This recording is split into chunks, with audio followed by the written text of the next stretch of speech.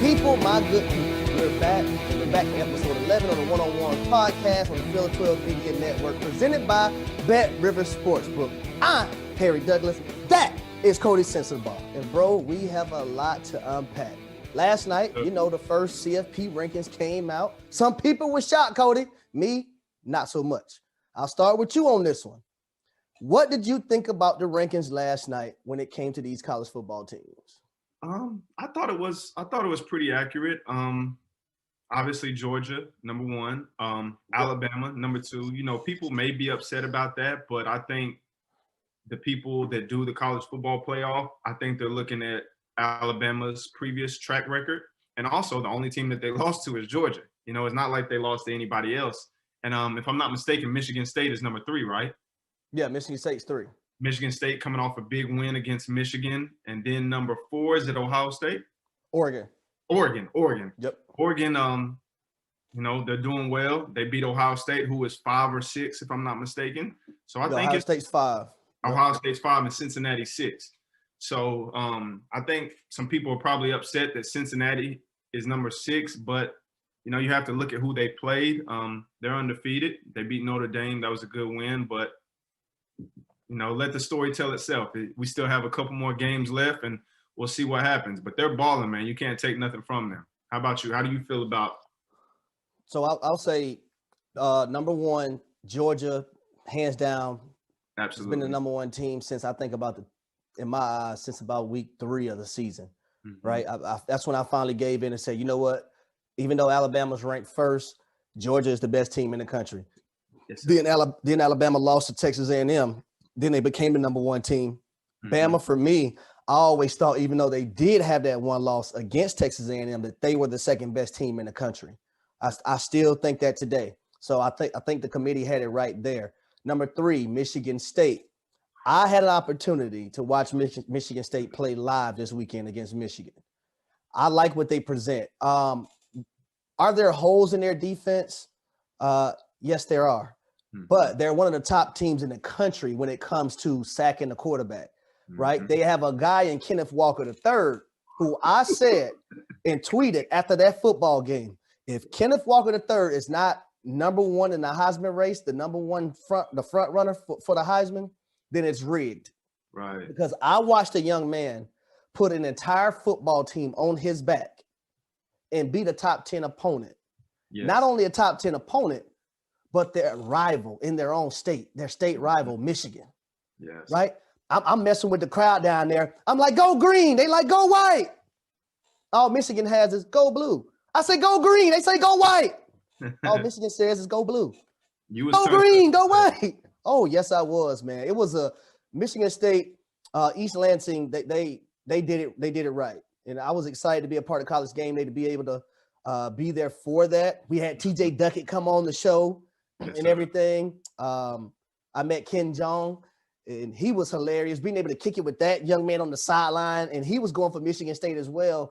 And then also to be able to have Desmond Howard there and him going for Michigan and being a Michigan alum. That's the big homie right there. So I think Michigan State, you look at their skill position players, right? You look at Trey Mosley, you look at Naylor, you look at Reed. They have the package offensively to make some noise. And even if their defense don't get stops, I think they have the offense to try to make up for it if needs be. And then when you look at number 4, you look at Oregon. Oregon right now in college football has the most impressive win over Ohio State, especially how Ohio State is trending, right? Especially how Ohio State is trending in football right now. And then you look at number 5, Ohio State. Well, a lot of people don't understand this. Ohio State still has to play number 3, Michigan. Ohio State still has to play Michigan State. Oh, they still have to play number 7, Michigan. Yep. And then not on top of that, a lot of people were talking about, okay, why is Wisconsin, why is Minnesota and those teams in the top 25? Well, let me tell you why. When you look at the opposite side of the Big Ten, a lot of people were talking about Penn State should have been in there. Well, Penn State can't play for the Big Ten title. That's going to be between 3 in a row. Right. That's going to be between Michigan, Michigan State, and Ohio State. Now, on the opposite side, You have 4 teams who could potentially play for a Big Ten title against one of those other teams on the opposite side. You have Minnesota, you have Wisconsin, you have Iowa, and possibly Purdue if they can squeeze away some wins later on. Right now, 3 of those teams I just mentioned are ranked 20th, 21st, and 22nd. So whoever comes out of the side of Michigan State, Ohio State, and Michigan, whoever comes out of that side, they're going to play another ranked opponent in the Big Ten championship. Right. So you got to look at all those things. And then Cincinnati at 6. Coty, the last 3 days, I have watched about 4 or 5 hours of film a day on Cincinnati. Right now, they're not playing their best brand of football. Right. I like Cincinnati defensively, but right now, quarterback Desmond Ridder, he is great in spurts. I see a lot of missed throws. I see a lot of false start penalties from their offensive line. And then when you look at them, they have a great running back in Jerome Ford. But if they're playing against one of these big dogs who are scoring points consistently, and you go over to that sideline and you say, okay, where's my receiver who's going to make this play? And we know he's going to win 10 times out of 10. Or I'll say 9 times out of 10. Where's my tight end? And they have a decent one. Where's my tight end that I know that's going to win 9 times out of 10? Where's my quarterback who's going to make the throw 9 times out of 10? Not saying that Desmond Ridder is not a good quarterback, because I do love what he presents to the game because he can do it in the pass game and the run game. But what I've seen since the Indiana game is a lot of missed throws. And I'll say this about their offense. I love the offensive system that they have because a lot of route combinations that I'm seeing on film is a lot of route combinations I ran in the National Football League. Right. I ran in the National Football League. So they have a pro-style offense. But when I talk about the wide receiver position, and I understand Alec Pierce is coming on for them, but Alec Pierce had a go route. I believe it was against Navy, right? He had a go route and against press coverage, he inside releases. So, Coty, if a wide receiver inside releases on a go route, what's one thing you want him to do if he inside releases on the go route? I want him to go vertical. Stay right there. Stay right. I want him to go vertical because as a DB, that allows me to get my eyes back while still being in position. But so I'm gonna let the people know. So on every football field, we have red lines, and it's for the receivers and quarterbacks, right? So if a wide receiver inside releases against a DB that's press coverage, he has to get back outside to that red line to stay away from that safety. There are times where I'm seeing them taking inside releases and they're staying inside, and I'm watching the field saying, oh no, hoping that the receiver doesn't get killed because the safety's coming over there to knock him out. And if the safety, even if it wasn't for the targeted thing, he probably would have been knocked out. And then there's times where I'm seeing on end cuts, they're seaming in on end cuts, they're falling down on the routes, dropping wide open balls. But like I said, I just don't see when it comes to Cincinnati offensively, if they need a score. They need a score, not if they want to score. If they need a score, who's going to be the guy outside of their running back, Jerome Ford? Who's going to be the guy that picks it up for them and say, I'm the guy, you can count on me 100%? I don't see it right now. And that goes back to, the famous saying that either you're coaching it or you're allowing it. And it goes back to these college coaches, man. A lot of these coaches are stealing. Like, I don't feel like they're putting these young men in the best position to win. Because like you said, if a receiver releases inside and he doesn't stack you as a DB, that's a very hard completion for a hard throw for a quarterback. It's a hard throw. It's almost impossible to make that throw. Right. And these safeties nowadays, like, being completely honest, you can't get on the field at that level not being able to run sideline to sideline. Now, whether or not you make the play, that's a whole different thing. But all of these young men are athletes and can go sideline to sideline. So that's not a hard tracking play to get to the receiver for any safety in college football. And then I look at the game this weekend against Tulane, and I'm gonna bring up a situation. So it's 3rd and 18, right? It's 3rd and 18, and I believe they might be on the 30-something yard line, if not mistaken, the 40, going in to score. It's 3rd and 18. All you want right there on 3rd and 18. I understand. I'll never tell anybody to give up on a play, and I understand that you think you could pick up the first down. But you just need to do enough to get in field goal range if it's not there. Now, the tight end goes up and he has like an inside basic route, basically an inside end cut, about 15 yards. But he falls down. and Desmond Ridder threw it. But I'm thinking to myself, if he doesn't fall down, the ball's gonna get picked off regardless because the safety jumped it. Right. But it's just understanding in that situation, okay, let me throw it down to my return route in the slot over here to the right. That's gonna probably gain about 10 to 12 yards. And let's kick a field goal. Instead, it's an interception by the Tulane Green Wave, and they're going the other way. It's things like that. But when I look at, especially where they have Oklahoma ranked and they have Michigan ranked, Ohio State, all these teams are set up to possibly make the top 4. Right. You want to know who's not set up? That's Cincinnati, because they have 2 teams in SMU and Houston to play still, and Houston's playing some damn good football right now. For those of you who don't understand Houston is almost ranked in every top category defensively.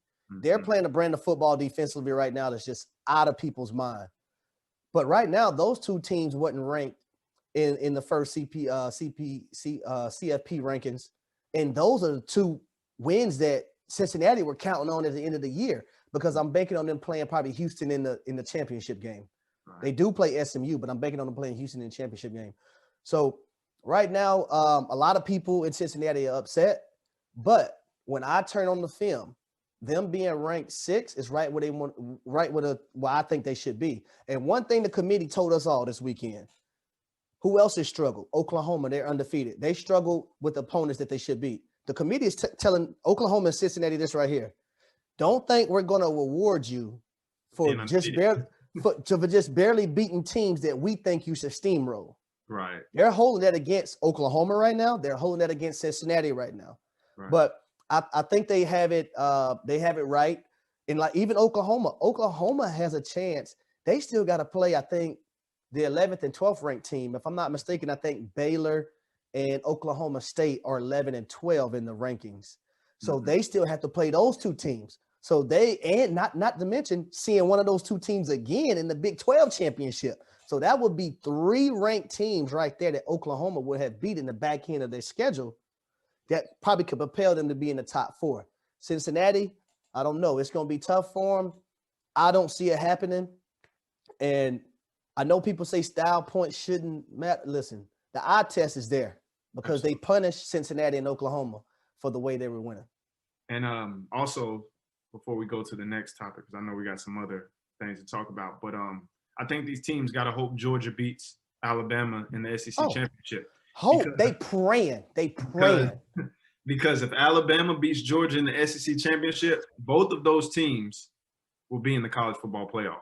And I'm going to still put them 1 and 2. Yep, exactly. I mean, I know a lot of people, even if somebody's undefeated, hey, I know what I'm seeing with my eyes. I know who the 2 best teams in the country. If Alabama beats Georgia, in my eyes, Georgia is still going to be 1 and 2. Absolutely. Alabama goes to 1, Georgia goes to 2, and then whoever's 3 and 4 following suit. Right. But even team, like you said, even if, and it's crazy the scenarios that can happen. Yes. You can have a Michigan State who's undefeated right now, lose to an Ohio State in a close game, and only that be their only loss, and they still can make an argument that they deserve to be in the college football playoffs if Ohio State makes it. That's why Georgia beating Alabama in the SEC championship game is going to be key. And these teams also, they're not just rooting for Georgia. You know who else they're rooting for? They're rooting for Auburn. Because Alabama has to go to Auburn this year, that last game of the year. And we've seen football. Yes, they are. And we've seen it 2 years ago happen. Alabama went to Auburn and had to play those boys. And they knocked them off. That's when Mac Jones was starting at quarterback because Tua was out. Yep. And that RIP'd Alabama's chances of getting to the college football playoffs. So not only does Alabama have to beat Georgia in the championship game, they got to get there first. They got to beat Auburn in the last game of the year. Absolutely. But that's enough talk about the CFP rankings. But it was a good talk. I love it. I love the rankings last night. I love this new committee. I like this new committee. Some people don't like this new committee. I like the new committee. I tell you one thing, they got to earn their money this year. Yeah. They got to earn it this year. That's how it should be. Absolutely. Let me tell you guys a little bit about our partners at Bet Rivers Sportsbook. If you haven't signed up with Bet Rivers yet, now's the time because they're offering $250 match bonus for your first deposit. Now, what sets them apart is that they require just one playthrough to turn your bonus into cash money. With their new Rush Player Instant Approval, withdrawing your winnings is safer, more secure, and more reliable. With the football season heating up, Get in on the action by going to betrivers.com today or by downloading the BetRivers iOS app. Now, you must be 21 years or older. If you have a gambling problem, please don't hesitate. Call 1-800-GAMBLER. And now the next thing I want to talk about, Coty, Michigan State comes back and beat Michigan in the battle of the unbeatens after being down 16 points. After being down 16 points late in that game. And this game was so fun to be at and be able to watch, man. Being down on the field to watch things up and close. But, Coty, I'm going to touch on some key moments in this game. Michigan was up 7-0, and they had a third down call. And their running back, Corum, had a free release. It was actually a pick play. So the two DBs, it was a stack formation close to the line of scrimmage by the two wide receivers. So I seen the DB. That's how you know I know what I'm doing when I'm watching film, Coty. I seen the DBs say in and out. You know what I mean? They went in and out. But what they didn't tell was the damn linebacker who was guarding the running back coming out of the backfield. They didn't say anything to him. So he was responsible for guarding the running back coming out the backfield. Running back got a free release. Cade McNamara threw it to him. Probably would have, if not a touchdown, it would have been a nice game, but the chains would have moved. Right. He drops it. On that drive, if Michigan goes up 14-0, trust me, that game might be over. Right. They had another incident where John Harbaugh decided to kick a field goal, and it was fourth down. And I looked to someone and I said, field goals aren't going to win this game. And somebody beside me agreed. He kicked the field goal.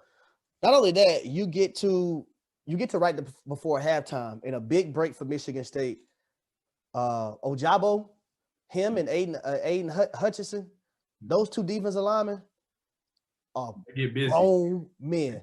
Listen, he got a sack fumble, and Michigan recovered for a touchdown right before half, but they reviewed it, and the shin of Peyton Thorne was down, so they called him down.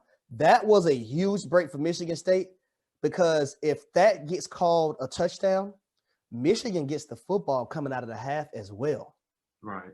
And that would have been a backbreaker. But I want to get to this next point.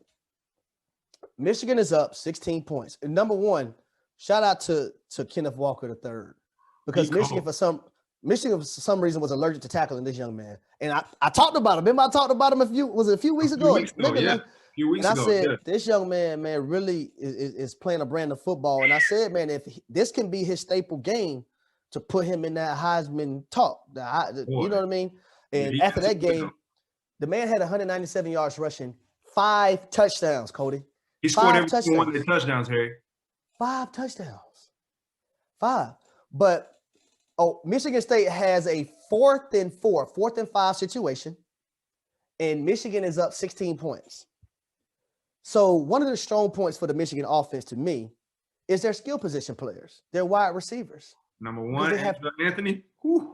They have 3 solid ones. I'm sorry, Michigan State. So Michigan on defense on 4th and 4, 4th and 5, up 16 points, decide that they want to play man coverage. Here's why I did not like that call. I didn't like that call because you were playing into the strengths of Michigan State. So what do? They take Reed, their best receiver, number one, and they run a slot fade. And he catches the football to the 1-yard line. Next thing you know, Kenneth Walker scores a touchdown. Next thing you know, Michigan State scores a 2-point conversion. You just opened up Pandora's box by going man coverage in that situation. Now the game's changed. You was just up 16 points. Now you're only up 8. So that decision, another decision Michigan decided to make. They decided that they didn't want to bring in their backup quarterback in crunch time, and they have a problem with the mesh point and fumbles and gives Michigan State recovers it. It's not time to be cute.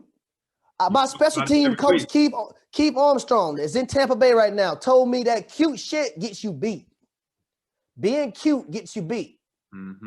They got cute. They paid for it. They got beat. What's the point of being cute? Why are you being cute? And then the last play of the game for Michigan State, that corner man did a great job. You know this. They played cover 2, but he baited them. He baited the quarterback to throw that corner route. He had like he was going up on the receiver in the flat, and then he sunk back and picked that ball off, and it was a hell of a pick too. Yes, but man, sir. what are some of the things that you've seen in this ball game that Michigan could have done better, but they didn't, and that's why they lost? First, I want to give it up to Michigan's freshman wide receiver, Andrew Anthony from East Lansing. Boy, did he put on a show. He reminds me of a number one that played at Michigan a long, long time ago that played in the league with us, Braylon Edwards. Yep. He resembled him a lot, the way he was going up and getting the ball and just peeling off from people. But honestly, Kenneth Walker is the real damn deal. Point blank, period, just being blunt about it. But if I'm Michigan's D coordinator, there's no way you allow one single person to beat you. And this goes back to what we said about the coaching in the college ranks. I don't know what defense you need to run or what call you need to run, but you need to have all 11 men eyes on that one guy. Because I'm not taking away nothing from Michigan State's other skill positions because they're good players. But this one guy is single-handedly beating you. He had every single one of their touchdowns. And for you to let him not only go for 5 touchdowns, but 197 yards at 8.5 or 8.6 a clip, that's just unacceptable. Now, I know the players have to make the plays. And, you know, honestly, it looked like Michigan was scared to tackle him. Like, just being completely honest. But as a coach, you can't let one player beat you. Everybody in the stadium knew who they were handing it to. Hell, you was there. For them to let one man beat him, and he's a bad man, like, do not get it twisted. But I just think that's unacceptable as coaching. I think he should have been fired at 3:30 p.m. after that game. Because he let I don't know what he's done previously, but for a game of that magnitude and a rivalry game, to let one person, and going into the game, you knew he was the real damn deal. It's not like he just stepped on the scene this week. Like, if I'm not mistaken, before this game, he had 9 touchdowns already, like previous. 5 touchdowns, bro, that's crazy. I don't think I ever scored 5 touchdowns in a Little League game. Me either. Like, five touchdowns is crazy, bro. Both, bro. Like, at some point, you have to go to the sideline and be like, listen, we're putting 11 in the box, and we're going to stop the run. We're going to force them to do something else. Then when they start doing something else, we'll adjust. But until then, we have to stop the run game. I feel you. I understand. And it hurts seeing that crazy. As a defensive player. Go ahead. It hurts seeing that as a defensive player. No, that's understandable. And I thought going into that football game, I thought one of the things that Michigan could have took advantage of was the offensive line of Michigan State. Early on, that's what they did. They took advantage of that offensive line. And that was rushing 4. You know what I mean? Because you had those 2 horses that I just mentioned, Hutchinson and Ojabo. I just don't understand how it continuously happened, though. Like you said, over and over and over and over and over and over. And then the time that you do decide you want to play man coverage is the time that you probably shouldn't play man coverage. Exactly. You know what I mean? So it's like they had everything backwards. It's like they had everything backwards. Yeah. And Peyton Thorne showed early in that ball game. He had 2 interceptions early. The first interception was crazy to me. I was like, who was he throwing it to? Like, yeah, but he had pressure on him. Right. But he had pressure on him. The other one got batted down. You know what I mean? But when they put pressure on Peyton Thorne, he wasn't that effective. Right. But enough about Michigan State, Michigan. We got to get to another Big Ten matchup. Ohio State defeats Penn State. Yes, Penn State, they played a good brand of football. They did. But I think for me, looking at this Ohio State football team, and everybody talks about C.J. Stroud. Everybody talks about wide receiver Njigba. Everybody talks about Chris Olave. Everybody talks about Garrett Wilson. The unsung hero for me when it comes to this Ohio State offense is number 1, those big boys up front. But no, I'll say number 2, the big boys up front. Number 1 is their freshman running back, TREVOR Henderson, who is coached by a guy that actually I was coached by. Wow. Tony Alford is their running back coach, man. He was at Louisville when I was there, and he is a damn good coach. Right. And He loves his players. He's a players coach. He keeps it real with them. But for this young freshman to do the things that he's doing this year without even starting early on, but not only can he do it in the run game, Cody, he can do it in the pass game as well. Yes, he can do it in both the run and pass game. But for me, I think he is the unsung hero in that game. He had 28 carries for 152 yards and a touchdown. But Penn State at the same time, you can't turn the football over 3 times. They had 2 fumbles, 1 interception. A team like Ohio State, you give a team like Ohio State those turnovers, they're going to make you pay. You just can't give a team with that arsenal offensively extra possessions. Right. But I love the trajectory of Ohio State and where they're going. Do they still have to get better on defense? In my eyes, yes, they've gotten better since the first few weeks, but I think they still can progress in that area. And they're going to need to coming down the line, especially if they make the college football playoffs, especially playing Michigan State and Michigan coming up. So they're going to have to play a better brand of football. What do you think? What do you think about Ohio State right now, matched up against the other teams in college football? As far as Ohio State's offense, I'm loving what I'm seeing from the ground game with the O-line and the running back. But I don't like how they're finishing drives. They're getting down to the red zone too many times and not putting it in the end zone with the talent that they have. And in order for them to get to where they want to get to, you said it earlier, field goals aren't going to win you games. Nope. And not even talking about the college football playoff, just getting past Michigan State in a couple weeks. I don't know if they can get past them without putting the ball in the end zone. I'm liking what I'm seeing out of the defense the last couple weeks, man. They're flying around. Saturday, they scored their 6th defensive touchdown, which I think is number 1 in the FCS. Big man. Big man, number 86. What's his name? Jerron Cage, 305 pounds. Listen, boy. Man, he scooped up that fumble, and he was hauling ass. Do you hear me? He got to that sideline, and I just knew they was going to bring out the oxygen tank. Hey, they were waving him. They poured water down his back. Cool down, big boy. Cool down, big boy. Hey, he probably had not ran that long, probably since summer conditions. You know what I'm saying? But I thought that was awesome to see, man, because it just shows what athletes is on that football field, man. For a man that big to be running that fast, because, like, nobody came close to getting him. Like, he was moving. But something else that I noticed from the game Saturday, Ohio State killed Penn State with the delayed blitzer. And it came mostly from number 12. I think he's a safety. I'm not sure his name, but you could call it, some teams call it, or not teams, some coordinators call it green dogging, some call it red dogging. And basically, to the listeners, all that is the safety or the linebacker may have the running back. And if the running back stays in the block and doesn't release, that guy just comes and blitz. That's right. And they continuously got pressure on Penn State's quarterback with that. And I'm that's why y'all need to watch the One-on-Ones podcast. See, you get this one-on-one coaching from my boy, Coty Sensabaugh. Coty, tell him what the green dog is again, man. I just like it. You know, when I say it twice, that means I really love it. Say green it again, dogging, green dogging is where somebody on the defense has the running back, and when the running back doesn't release for a pass play, he stays in and blocks. That person just adds on and blitzes. And I'm looking at it, and I'm like, damn, is Penn State's offensive coordinator not seeing this? Like, get the running back out.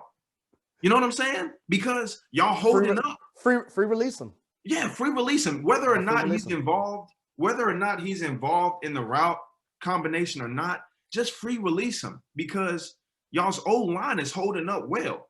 And let me tell you, y'all have a super duper special receiver in number 5. And speaking of him, I got a beef with Penn State's quarterback, because some of them throws he be making to him over the middle, he's going to get him hurt. And he is too good of you played receiver. He is too good of a receiver to be putting him in harm's way like that. You know what I'm saying? Like, he single-handedly can take over a game. And it's like he did something with his girlfriend or something. Like, he trying to get him hurt. And I'm just like, man, like, this is your bread and butter. Why you keep sending him to the wolves? But, man, listen, to get back on topic, it was good to see Ohio State deal with some adversity. and fight through it, you know, because the last month or so they haven't faced much adversity, but they're gonna have to keep trending up because it's some tests coming up. You know, just speaking on Michigan State, like I don't want to see them play Michigan State and let Kenneth Walker single-handedly beat him. Make somebody else beat you. You know, I don't think Ohio State.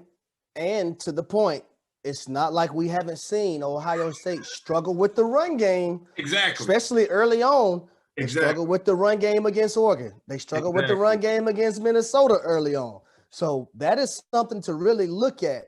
And Michigan State has the skill position players on the outside. Yes, sir. To make some noise as well. Yes, sir. That is something to look at. And that game is actually going to be played at Ohio State. That game will be at Ohio State, I believe. But yeah, man, shout out to Ohio State's freshman running back too. Again, y'all got a good one, man. He looks like Maurice Claret out there. Yes, He's the real deal. Those Big Ten running backs, man, they toting that pill. They toting that pill. But we'll see how the season plays out. But I'd like to see Kenneth Walker against Georgia's defense. Well, and I'll tell you, I'd like to see. Hey, it's gonna be some pass clacking in that game, boy. If they happen to come across each other. Oh Lord. Because I'll tell you one thing, Kirby Smart isn't gonna let him beat you.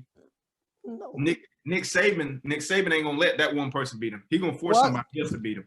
Well, I'll tell you this: their defensive line alone. I understand the line. Forget the linebackers. Their defensive line alone won't let that probably happen. So they're gonna have to pass that football like no other.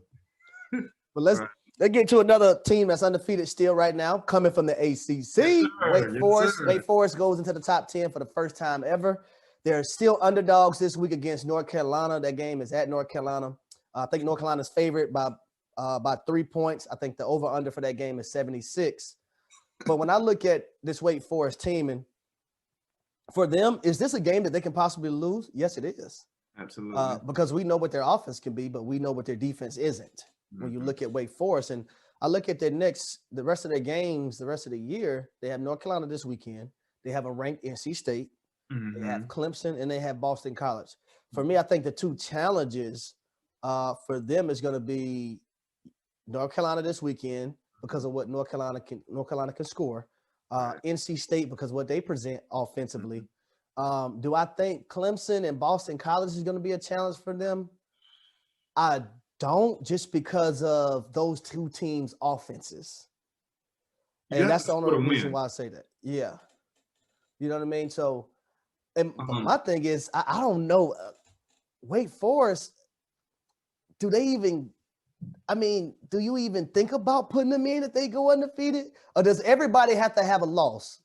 Does everybody have to have a loss for Wake Forest to have an opportunity to get into the college football playoffs?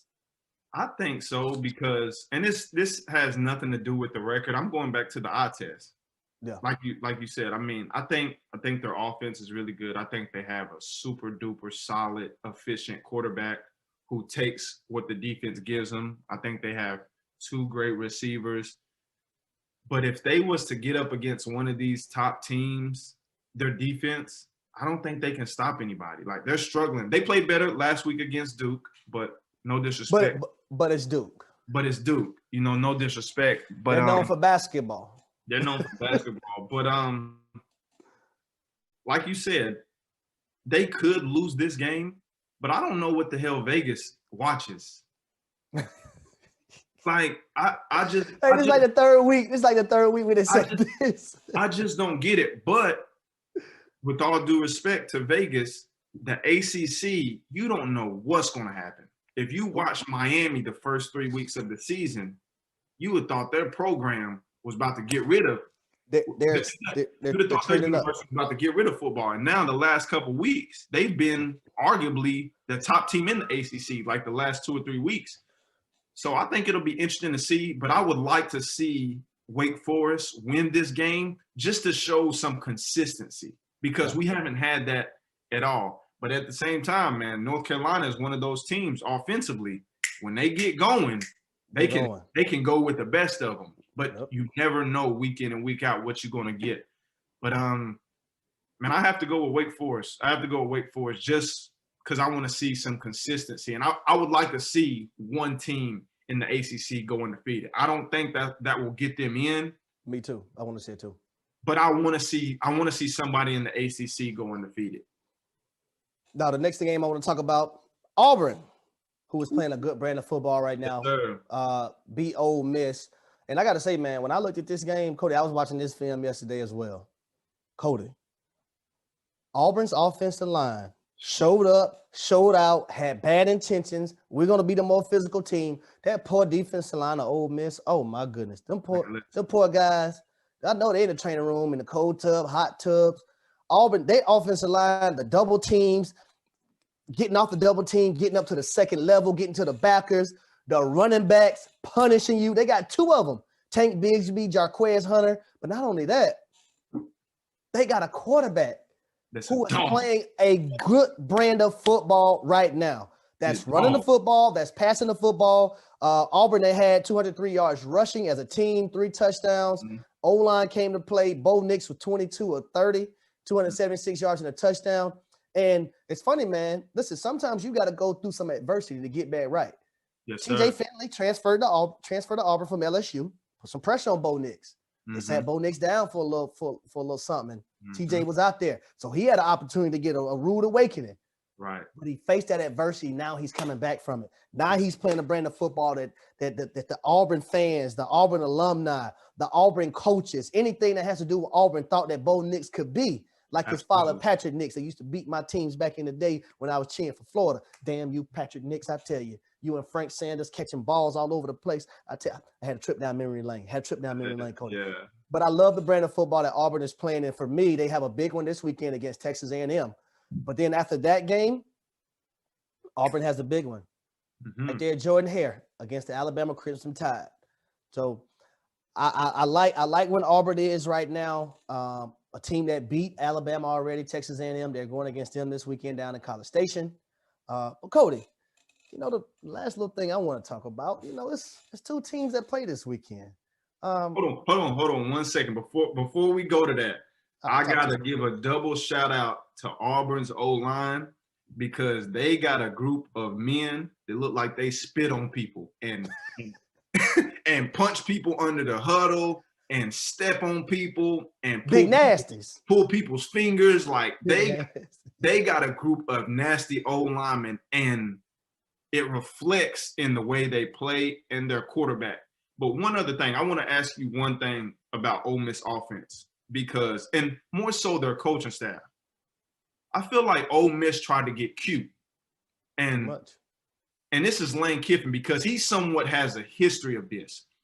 The 4 drives that they had inside the 20, 3 of them, they went for it on 4th down, and it was incompletions. I understand field goals aren't going to win you the game, but how did you feel about those decisions that he made? Do you feel he should have tried to get some points? Or, like, what's your thought process on that? Because I feel like Lane Kiffin tries to get cute too much. Bro, it's sometimes, man, it's okay to take – I'm going to look in this camera. It's okay to take the points. Right. It's okay. Right. It's not meant for you to go for it on 4th down a lot. It's okay to take the points. Right. When did we get to the brand of football to where we just want to go for it on 4th down all the time? I mean, because if I'm not mistaken, Ole Miss lost by 9, right? They did. If I'm not mistaken. Hold on. Let me look it up. I'm pretty sure. I can tell you right now. They lost by 11. They lost by 11. But still. Yeah. Still. Go ahead, though. But it's I don't know, like, why are we at this brand of football where so many people just want to go for it on 4th down all the time? It's like, let me tell you, how deflating offensively that is? So you take your ass all the way down there and drive that football field and you sweating and you tired and you come out of there with no damn points. And you got to Auburn's defense. And I know you don't. I know you want to score touchdowns. That's every offensive goal is to score touchdowns on every job. But to come away with no points, man, that's so deflating sometimes. You feel like you're going out there for no reason. Because for the listeners that don't understand, they lost by 11. 4 drives, getting 3 points is 12 points. Yep. And this is with your star quarterback, who's one of the top quarterbacks in the country, getting hurt and playing on 2 bad ankles. And boy, did he show some dog in him. He did. I really like him. He played a hell of a game. I didn't think he was gonna return. But he came back like Paul Pierce in that wheelchair. You know what I'm saying? But yeah, man, you got to give it up to Auburn's defense. I can't put it all on Lane Kiffin because Auburn's defense stepped up. They dropped their nuts and made plays when they had to. What? Yes, man, sir. You talking about Wooden on the defensive line? Yes, sir. Woodton at the linebacker position. Yes, sir. Zacoby McClain, Smoke Monday, Roger McCray. Listen, these guys came to play. Yes, sir. They came to play, and they're being physical right now too. And they understood that, okay, Ole Miss is about that finesse, but we're gonna let y'all know that once that hammer meet that nail, that hammer got some banging to do, and they did a lot of it on Saturday. Finesse only take you so far for so long. Look at the Kansas City Chiefs. Same situation. But go ahead. But yeah, you know what I'm getting to. You know what I mean? You know what I'm getting to. You know what I'm getting to. Yes, sir. We have a game this weekend, and Coty went to Clemson. Yes, sir. He went to the mighty Clemson, not so mighty right now. Not so mighty. We eat humble pie. You got to do that sometimes. I went to University of Louisville. We're coming off a loss to NC State. But we play each other this weekend. So, Coty, I think it's only right for us to make a nice bet on this, on our podcast, the one-on-ones, man. Yes, sir. What do you have in mind? You have anything in mind that we should bet? Because listen, I'm not gonna. You already know who I'm going for. The helmet's in the back. I'm going for the Louisville Cardinals. I know you going for Clemson, so we got to put something on the line. I say we do a dinner. Okay, I'm cool with that. A nice little dinner. I like steak too, Coty. You know. Yes, sir. But hey, just so we clear, I'm going for Clemson, but I wouldn't be surprised if Louisville wins. Oh, Coty, I don't want to hear that shit. Cody, I want to hear Coty. This is my school versus your school, right? Nah. I'm going with Clemson. I'm 10 toes down, but you have to score. You have to score to win the game. And Coty, I like steak. I like me nice good steak dinner. You know what I'm saying? It's gonna be a good game, man. Let me be humble. Let me be quiet. For next thing you know, I'm gonna be paying for the dinner. You know what? Louisville, I need you. I need you more than ever right now. I need you more than ever. Come through. It's gonna be an interesting game. Where is it at? Is it at Clemson or Louisville? It's at Louisville. Okay. Yeah, it's at Louisville. So I'm looking forward to that one, man.